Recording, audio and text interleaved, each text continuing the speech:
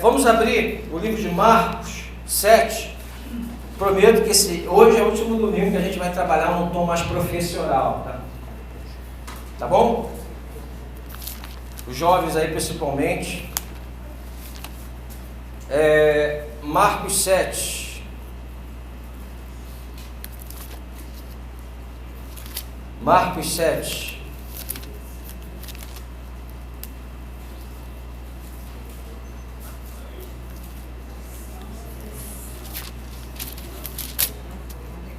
Marcos 7, 6 e 9. Marcos 7, 6 e 9. Quem achou de... Tá um barulheiro aqui, podia desligar o instrumento, né? Marcos 7. Eu só estou ouvindo. Obrigado, David. Glória.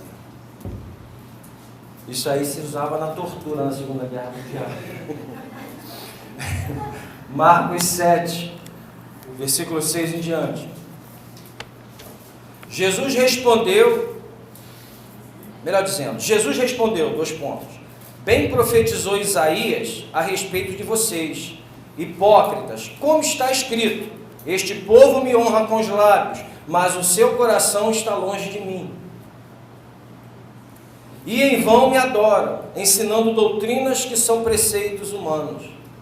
E disse-lhes ainda: vocês sempre encontram uma maneira de rejeitar o mandamento de Deus para guardarem a própria tradição.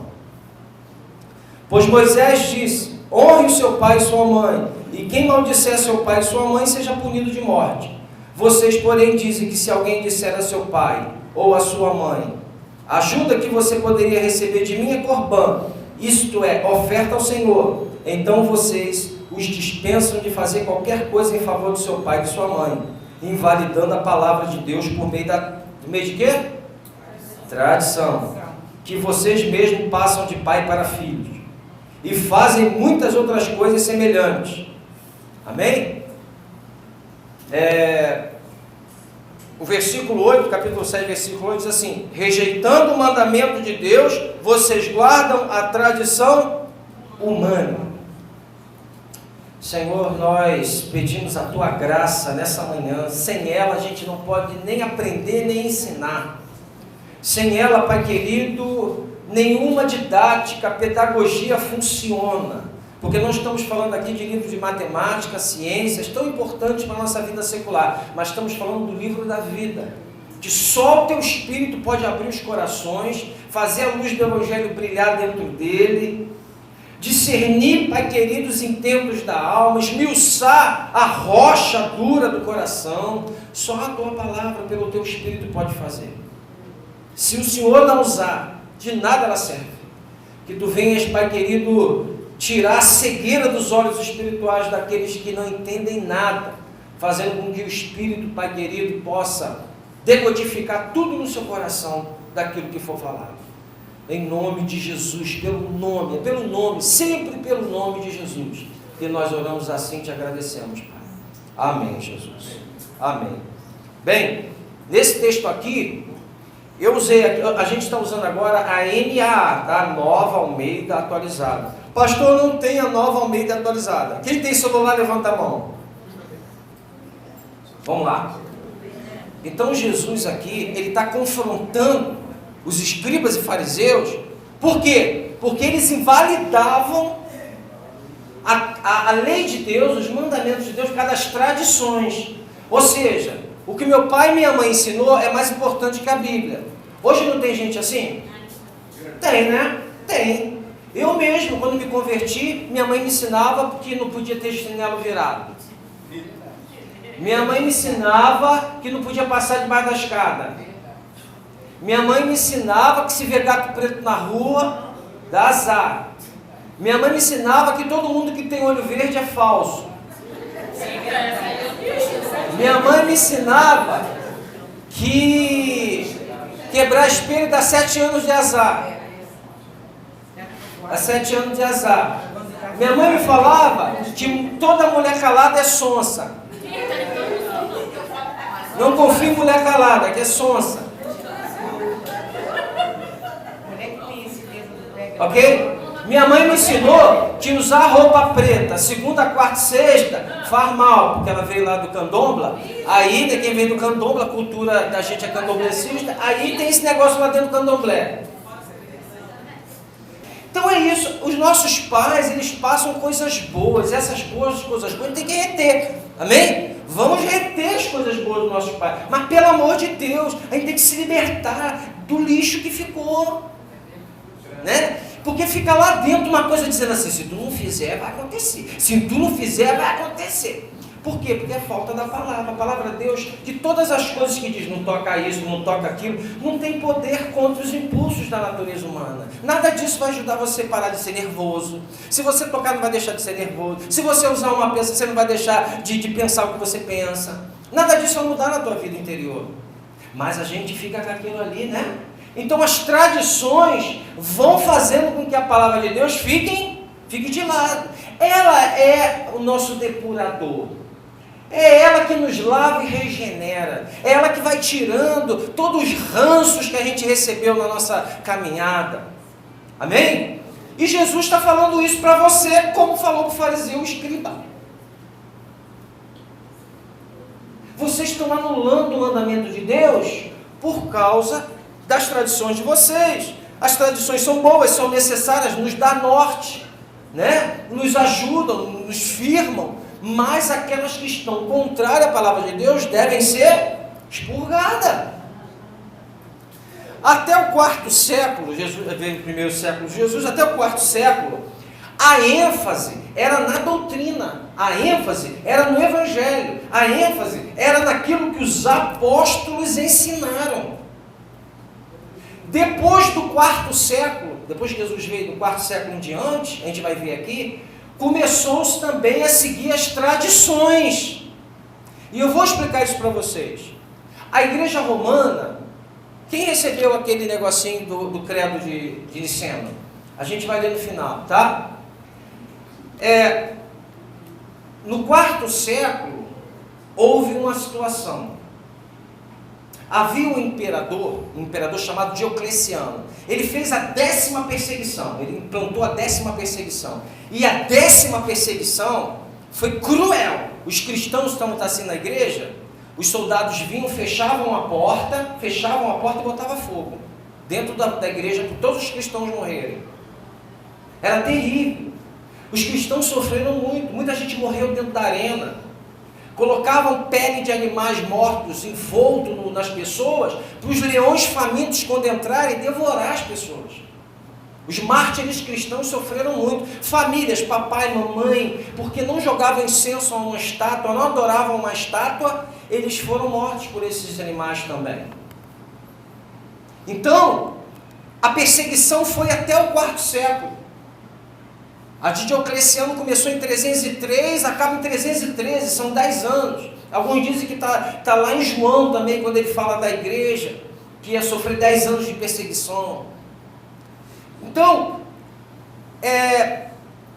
os pais da igreja que vão até o quarto, quinto século, alguns vão até o sexto, os pais da igreja que foram, os bispos que ficaram no lugar dos apóstolos, os apóstolos morreram, amém? Os 12 apóstolos, fala comigo, morreram. Isso aqui já te acende uma luz aí, não acende? Aí tu pergunta assim, quem ficou no lugar dele? Porque a gente acha que dos apóstolos, no primeiro século, 100 anos, pulou para a reforma protestante. Não. Daí tem 1500 anos. Então, até os 4 séculos, os pais da igreja foram aqueles bispos que ficaram em cada cidade. Quantos patriarcas tinham? Patriarcas são os bispos. Quantos tinham? 5. Tinha um bispo em Roma, outro em Constantinopla, outro Cesareia, outro Antioquia e outro e Alexandria no Egito. 5 papas ou 5 bispos, 5. E eles estão ali, né? Cada um administrando a sua igreja no meio dessa perseguição, procurando ser fiel à doutrina dos apóstolos, à Bíblia. Tanto é que Policarpo, ele morre queimado também por não jogar incenso na estátua do imperador. Policarpo morre assim, queriam amarrar ele na pira, ele era muito querido até pelos soldados, o soldado joga aí, licença, ele, não, se Jesus nunca me decepcionou, eu não vou negar ele agora. E ele queria amarrar a mão dele, ele falou, não precisa amarrar não, vocês vão queimar e eu vou ficar assim, sem precisar amarrar. E ele queimou ele inteiro, e ele ficou assim até o final, louvando a Deus. Lá, Deus pedia para que eles morressem, e eles pagavam o preço por isso, né? Hoje Deus manda você amar teu próximo e você não consegue, né? Então, presta atenção, no quarto século, isso em 313, Diocleciano abdica do trono, ele sai do trono, esse cara que implantou a última perseguição, ele sai do trono. Constantino e Maxêncio, que eram os dois com mais possibilidade de ganhar, né? Cada um governava uma área e ganhar aquela parte de Diocleciano. Só que Constantino, ele tem uma visão, ele olha para o céu e ele tem uma visão, não esqueça que Constantino também adorava o sol, né? Então quando ele olhava para o céu, ele viu uma cruz, e naquela cruz, ele fala algo assim, ele ouve uma palavra muito tranquila, muito significativa, que diz assim, sobre esse símbolo vencerás, que era a cruz. E ele então arma um exército com o símbolo da cruz, e ele parte para a ponte Milvia, né? Que era uma ponte que ficava no rio Tibre, e ali ele luta com Maxêncio e ele vence. Quando ele vence, a primeira coisa que ele faz em 313 é editar, e vou ser repetitivo, o Édito de Milão. O que é o Édito de Milão? É a tolerância ao cristianismo e às demais religiões. Ele fala assim, acabou, agora ninguém mais vai ser perseguido, ninguém mata mais cristãos, eles estão livres. Devolvem os bens à igreja, devolve tudo que a igreja precisa, que foi confiscado dela, da perseguição. A Constâncio é grato pela essa vitória, começa a colar com o bispo de Roma, começa a dar palácios, começa a dar dinheiro, todo mundo quer ser crente agora, né? É igual quando o governador se converte, aí todo mundo vai para a igreja do governador, um político se governa, todo mundo vai, o artista se converte, aí todo mundo quer para a igreja do artista. Não teve conversão nenhuma, não nasceu de novo, mas está lá por modinha, não é isso? Então a igreja se encheu de gente com modinha, lotou. Nesse período, aqueles que eram fiéis foram para o deserto, são chamados os padres do deserto, os monges do deserto. Eles saíram porque viu que a igreja estava uma bagunça, estava toda contaminada, estava toda, vamos dizer assim, os padres já não estavam mais seguindo a palavra de Deus. Agora eles começaram então a fazer concessões, o negócio agora era no poder. Eu teria muito de falar disso aqui, mas isso aqui é o que nos interessa, porque é muito legal, até o Papa chega a tomar o poder secular, a ponto de um Henrique IV, que era um príncipe lá da Alemanha, levantar uma acusação contra um Papa Gregório, que ele estava com uma amante. O Papa Gregório o excomungou, né? E ele perdeu o poder, ele começou a ficar fraco. E o que acontece? Ele foi pedir perdão ao Papa, e ele ficou o Papa deixou ele 3 dias na neve, sofrendo, com muito frio, com uma roupa muito fina, e depois o recebeu e pediu perdão, e liberou perdão para ele, e recebeu de novo na igreja, para tu ver o poder do Papa, aonde chegou, tanto secular quanto espiritual. Então eles começaram a fazer concessões, começou então a entrar, não mais, a palavra de Deus já não era mais a regra de fé, agora o que valia era o quê? O que importava mais agora era a tradição. Bem, por que e quando a igreja começou a se desviar dos ensinos de Cristo e dos apóstolos? Então já vimos, a primeira, após a adesão de Constantino ao cristianismo. Segundo, quando o evangelho alcança o mundo helênico e depois o pagão. Se lembra que o mundo, Alexandre o Grande, ele conquistou o mundo e ele levou a cultura grega para todas as nações. Isso é helenismo, tá? Então, o evangelho foi para esse mundo, começou a misturar com filosofia, começou a misturar com tudo, com mitos. O evangelho começa a ser corrompido.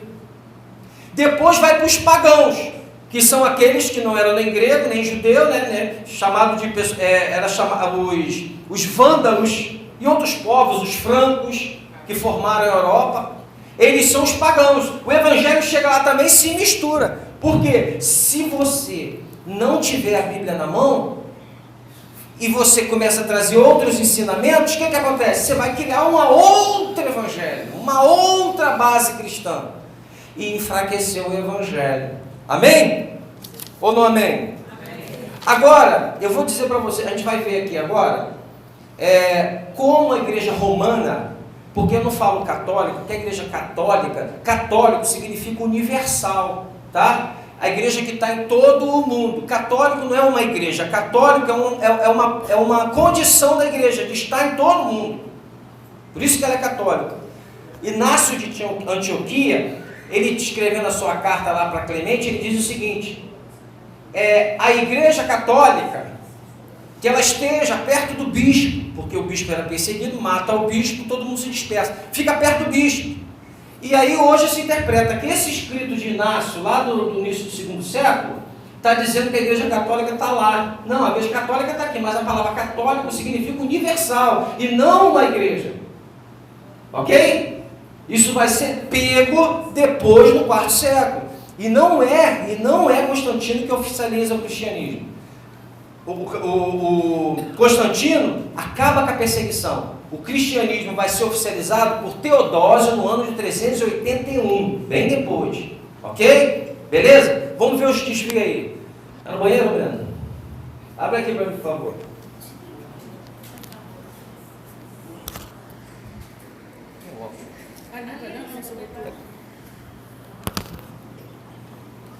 Vai de baixo para cima, isso. Olha lá. No ano 310, começa a reza pelos defuntos. A igreja, então, cristã, começa a orar por defuntos. Até esse período, a igreja está colada aqui na Bíblia.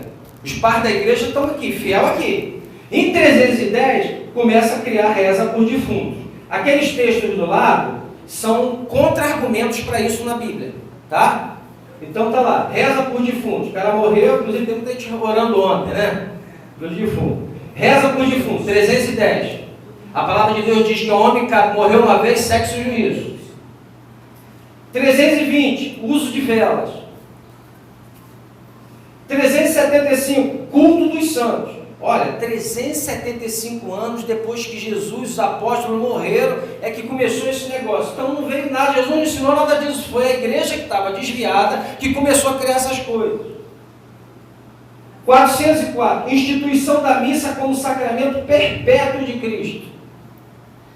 Ok? Isso em quanto? 404. 431, culto à Virgem Maria. Maria era honrada, foi mãe de Jesus, diz inclusive para Jesus, meu rei e meu salvador, meu Deus e meu salvador, ela também precisava do salvador. Até 404, ninguém adorava Maria. Cadê? 431, ninguém adorava Maria. Isso só vai acontecer 431 anos depois, esse tipo de coisa. Coloca para adorar santo, adorar Maria. Em 500, o uso da roupa sacerdotal, aquelas roupas. Né? 600, Bonifácio III se declara bispo universal. 503, doutrina do purgatório. Nunca existiu doutrina, não está na Bíblia. Eles sabem, eu já ouvi um padre falando assim no YouTube. Purgatório não está na Bíblia, mas a igreja diz que tem, então tem. Porra, é assim? Né? Nunca existiu isso, nem está. Não existe. Se Jesus veio morrer pelos meus pecados e disse para o ladrão da cruz, ainda hoje estará no paraíso, como é que eu vou passar 10 mil anos no purgatório? Onde está isso? Está lá, 500. Isso porque os homens que foram criando isso, não mais a palavra de Deus. Os apóstolos foram escolhidos por Deus. 600, Bonifácio III se declara bispo universal. São Cipriano, ele disse o seguinte, que nenhum bispo se ponha sobre o outro, alegando autoridade sobre eles. O que ele está dizendo? Que esses 5 bispos que estão em cada lugar, nenhum tem autoridade sobre o outro. Mas Roma é poderosa agora. Roma está colada com o imperador. E um dos problemas foi o imperador ir para Constantinopla, que ele monta uma nova cidade de Constantino, Constantinopla. E aí ele vai para lá, deixa o Papa mandando sozinho em Roma. Ok? Aí, doutrina, Bonifácio se declara, você já tinha passado bastante tempo depois de Constantino, Bonifácio se declara bispo universal. Ele manda sobre os outros papas, os outros patriarcas, os outros bispos. Não, eles já tinham dito, nenhum se sobressai sobre o outro.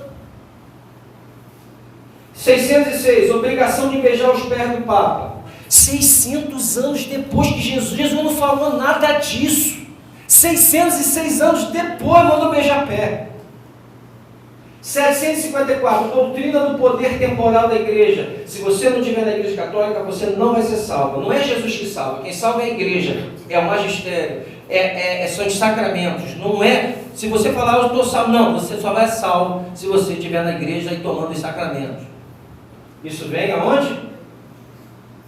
754. 783, adoração de imagens e relíquias. A gente vai ter em 1010 a cisão da igreja católica com a igreja ortodoxa grega.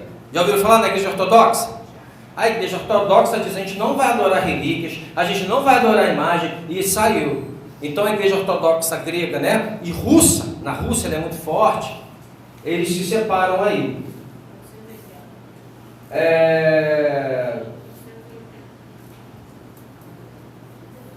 Aonde nós estamos? Uso da água benta. Caramba, 800 anos depois que Jesus e os apóstolos inventaram de jogar água benta. Inclusive tem igreja evangélica que pega água benta também, né? Deixa para lá. 993, canonização dos santos. Santos agora você pode pedir a ele. A palavra de Deus diz que Deus é o quê? Onipotente, onisciente e onipresente. Onipotente tem todo o poder, onisciente sabe de todas as coisas, e onipresente está em todo lugar. Quando eu pego qualquer santo que eu imagino e digo assim: santo tal, me ajuda, e a Ana também ora lá de Olaria, e outro ora lá da Penha, eu estou atribuindo a esses santos o quê? Onipresença, onipotência e onisciência. Esses atributos são só de Deus, só Deus é onipotente, onisciente e onipresente. Então o santo não pode estar em todos os lugares, só Deus pode em espírito. Então, os caras santos, não é Bíblia. Instituição da festa dos fiéis defuntos. É um Halloween católico. 1004, celibato, olha, coitado dos padres. Pedro casou, gente. Pedro tinha mulher. Pedro tinha uma mulher. Ok? O Pedro, que eles dizem tanto que são sucessores de Pedro, Pedro era casado. Pegaram os padres e impediram dele casar. É o celibato sacerdotal, não pode casar. Isso quando? 1004 anos depois. São os desvios durante as eras. 1076, dogma da infalibilidade da Bíblia. Quantos anos? 1076 anos depois de Cristo, os apóstolos terem morrido, eles dizem: a igreja é infalível. É a igreja ou o Papa? É a igreja. A igreja é infalível. Se ela falou que tem purgatório, então tem. Ela é infalível. Cara, só tem um que é infalível, é Jesus. Eu sou falível, você é falível, qualquer um é falível. Teve época da igreja católica ter 3 papas. Inclusive uma era mulher. E foi uma guerra. Vamos lá. Onde a gente está? 1090. Invenção do rosário. Instituição da Santa Inquisição. Isso aqui morreu muita gente. Aí muita gente foi para a fogueira. Santa Inquisição. 1890, venda das indulgências, simonia. Ué, teu parente está quantos anos no purgatório? 10 mil. Se você botar uma moeda agora, aqui dentro, o teu parente vai sair de lá agora e vai direto para o céu. Quando ela bater no fundo, o teu defunto vai sair e vai direto para o céu. Quem não quer tirar o parente do céu? E isso continua. Aquele negócio de missa de 7º dia que vocês vão, é justamente para iluminar o defunto lá em cima. Deixa esse detalhe para depois. Então está lá. Isso continuou. Por isso que a reforma protestante teve que acontecer. Não, para com esse negócio. Vocês estão vendendo perdão no céu? Teve igreja evangélica vendendo um pedacinho do céu também? Não? Tem. Reforma neles. Reforma protestante neles. Né? Oi? passaporte. Entendeu, gente? Está ali. Quantos anos foi isso? 1190, venda das indulgências, venda de perdão. Pô, se eu sou Papa, tenho poder de mandar todo mundo para o céu, por que eu vou cobrar por isso?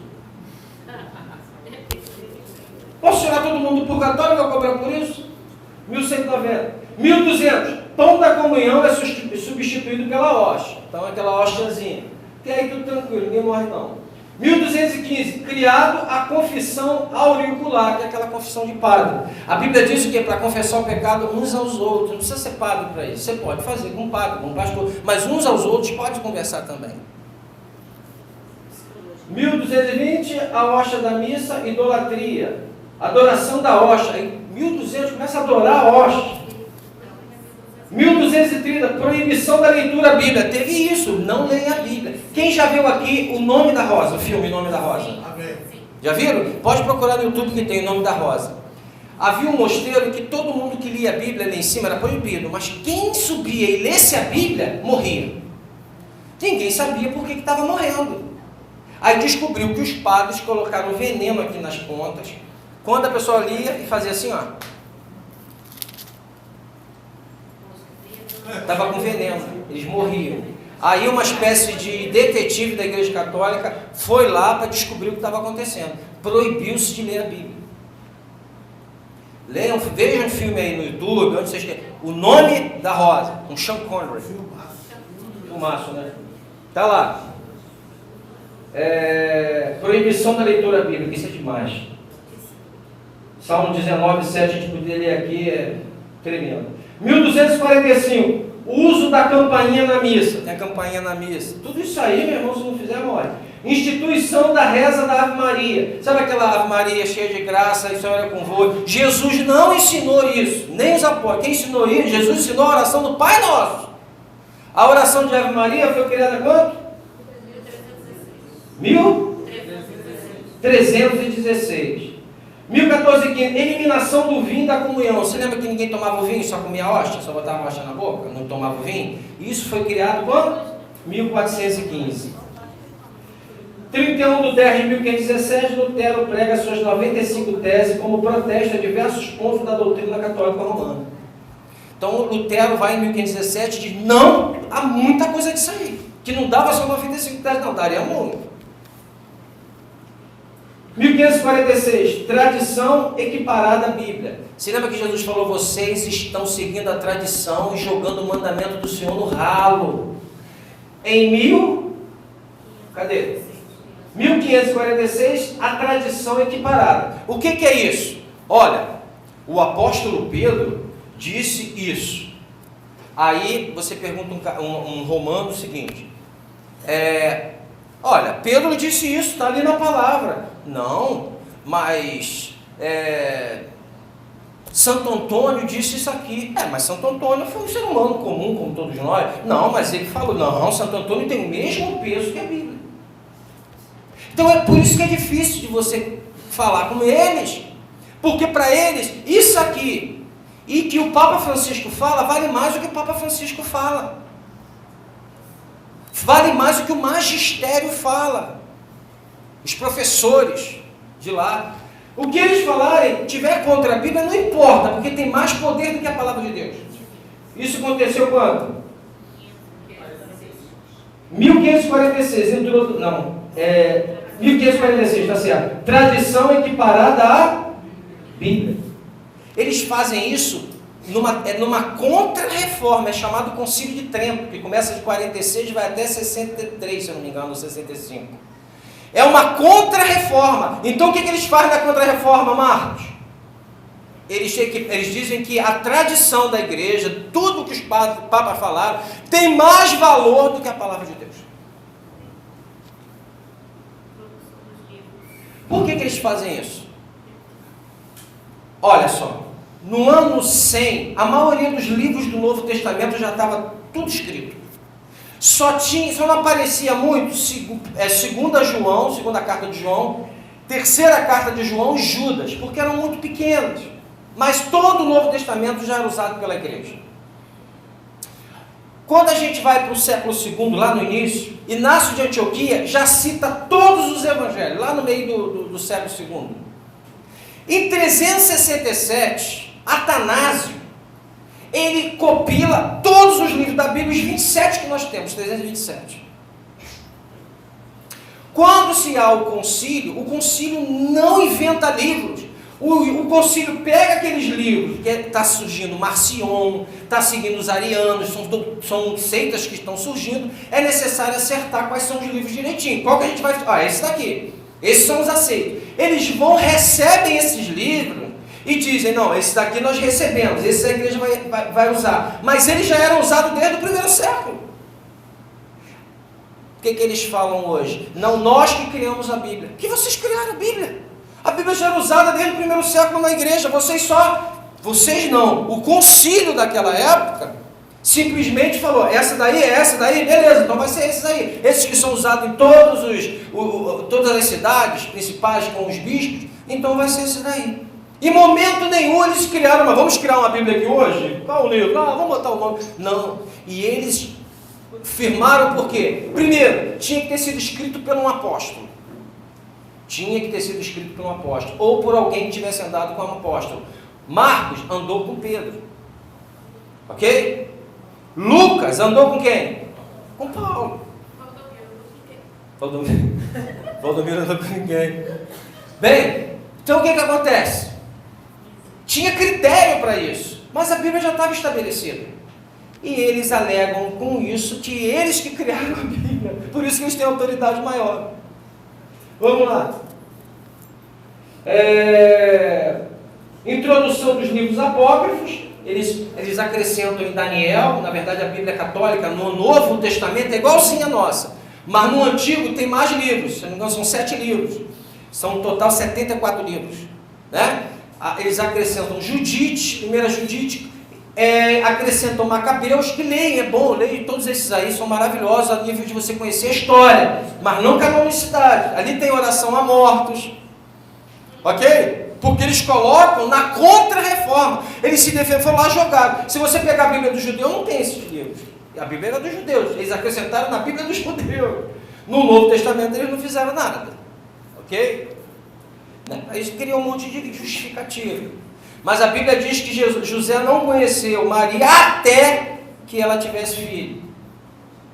Ok? Aí eles criam. Quando foi isso aqui, gente? 1800? Quer dizer que 1854 anos depois dos apóstolos de Jesus, alguém diz, Maria foi virgem e todo mundo acredita. 1854 anos depois, e a gente acredita porque eles falaram e fizeram propaganda. Jesus não falou nada disso. Ela falou para Jesus, meu Deus e meu Salvador, minha alma engrandece ao Senhor, meu espírito se alegra em Deus, meu Salvador. Ela fala isso no cântico de Maria. E contemplou a baixeza da sua serva. Botaram Maria, tem uma cruz nos Estados Unidos, que não está Maria, não está Jesus, não é Maria. Isso foi quando? 1854, Imaculada Conceição de Maria. 1870, infabilidade papal. Aqui quando o Papa diz assim, ex-cátedra, ninguém questiona, porque ele está com a autoridade de Deus. Então o que ele fala ali é inerrante. Isso veio quando? 1870. 1908, só o casamento religioso babou, né? Porque no Brasil, os protestantes não podiam casar na igreja católica, então aqueles casamentos não foram inválidos, né? Vocês sabem disso. O casamento, como a gente tem hoje, não tinha 200 anos atrás. E se não for batizado na igreja católica? Não é salvo também. Nem casa. Entendeu? Então, em 1908 disseram que o casamento religioso, só o casamento religioso é válido. No Brasil, quando a igreja católica imperava aqui, os protestantes não podiam casar, porque a parte só era válida se casasse na igreja católica. Entendeu? Sem contar no Oriente Médio, né? 1950, a ascensão do Maria. Isso aqui para mim é uma das piores. Você está pensando que o problema da igreja católica é só adorar a imagem? Tem mais aí, mas é só um pouquinho para você entender. Não é só adorar a imagem, não. É muita coisa. Só a igreja salva. Se não tomar o sacramento, não é salvo. Pede a Maria para que ela peça a Jesus para que você seja digno da graça dele. Meu Deus. Peça a mãe que o filho atende. Pede o filho que a mãe atende. Não, ao contrário. Pede a mãe que o filho atende, né? Ascensão de Maria. Sabe que Jesus não ascendeu? Jesus morreu, ressuscitou ao terceiro dia, andou 40 dias no nosso meio, depois de ressuscitado, mais de 500 testemunhos viu, depois ele foi assunto aos céus, ok? Assunto aos céus. Ele ascendeu aos céus. Em 1950, pertinho da gente, o Sr. Genival nasceu que ano? Não conta não, senão vai ficar. Em 1950, muitos aqui já estavam vivos, 1950, Paulo já estava. Em 1950, ficou determinado que Maria, assim como Jesus ressuscitou e subiu ao céu, ela também não morreu. Ela não morreu. Ela foi assunta ao céu. Olha, eu respeito muito Maria, mãe do meu Senhor, mas dizer umas coisas dessas que a Bíblia não diz, não dá para mim. Eu não preciso de fé para viver, eu quero a certeza do Senhor. A minha fé está naquilo que está aqui na palavra. Nessa fé eu preciso. Agora eu não preciso de uma fé que não tem base, uma fé sem base. Escuta essa, gente. São Jorge e São Cristóvão nunca existiu. A Igreja Católica ia fechar a igreja, mas os fiéis disseram: o que importa é a nossa fé. Eu não quero viver assim, sabe? Ter fé numa coisa que não tem base. Ter fé numa coisa que não tem base. Eu quero... Jesus fez isso, é verdade? Ele disse isso? Ah, então eu creio. Ele disse, eu creio. É isso aqui que eu quero, é a palavra. Essa é a minha regra de fé. Eu não quero crer numa coisa que não existiu, que um homem inventou, sei lá, que nem sei quem falou isso. 1950, Ascensão de Maria. E, página, vocês conseguem entender que isso foi criado por homem? Ou não? Amém. Homem. Nada disso está nas escrituras sagradas.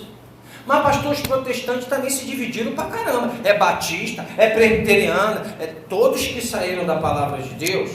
Hoje essas seitas que tem fora, a igreja presbiteriana hoje, a batista eu não sei, mas muitas igrejas neopentecostais, tirando a Nova Vida, essas igrejas novas aí que arrancam dinheiro até da alma, para a pessoa sair de lá e ser membro da igreja presbiteriana tem que se batizar de novo. Porque essas pessoas, muitas delas, já não foram por causa de Jesus para a igreja, foi por causa do que Jesus tinha para dar. Então, a gente não sabe se teve um encontro com Jesus. Teve encontro com a bênção e não com o abençoador. Aí tem que se batizar de novo. Se você for para a igreja, já tem 4 anos que foi decidido isso. Por quê? Jesus, mas não se prega Jesus para solucionar problema. Entendeu? Salvação é do quê? Da tua empresa, disso, daquilo. Jesus falou: busque em primeiro lugar o meu reino, o meu conteúdo, quem eu sou, o que eu fiz, e as demais coisas. Está tudo contrário. Busca as demais coisas. Jesus um dia vem.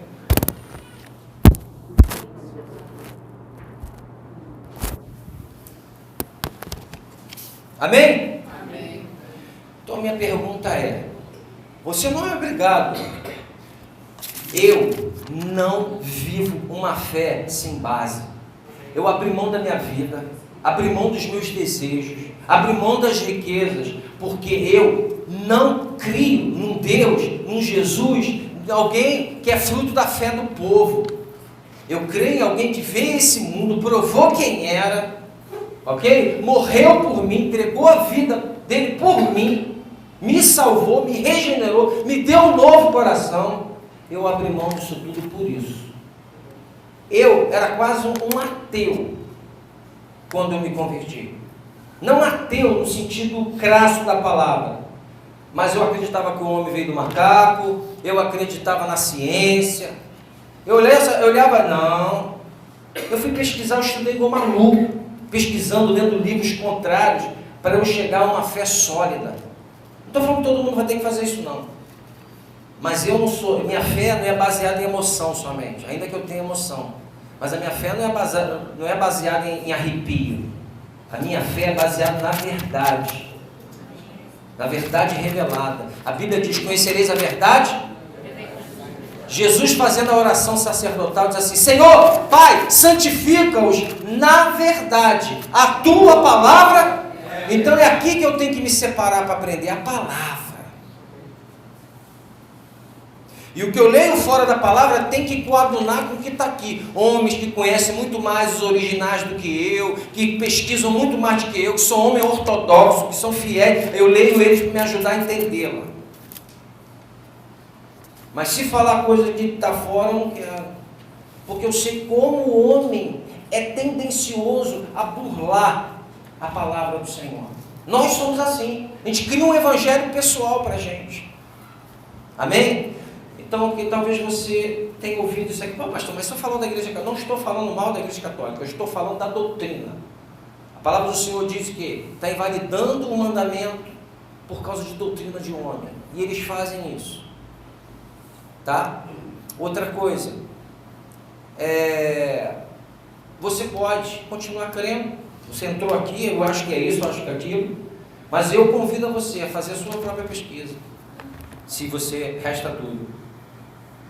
Agora, o que não pode é você ter uma fé, desculpa a expressão, tola. Uma fé na fé, em algo que o homem falou que é e tu teve que entubar. Um preço muito alto que a gente paga pra gente. Gente, hoje o solzão está bombando aqui, mas eu estou aqui domingo. Você também está aqui domingo. Para viver uma fé falsa? Para dizer, não derruba não, porque o que importa é a fé do povo. A maioria das vezes o povo está errado, gente. Tem gente para errar mais do que o povo. Amém? Santifica-me na verdade. A tua palavra é a verdade. Amém? Vamos orar em nome de Jesus. Vamos ficar de pé. Alguém quer perguntar alguma coisa? Fica livre aí. Não quero ser só um monólogo, não. Alguém quer perguntar alguma coisa? Tainá já está assim, ó. Alguém quer perguntar um Marcos?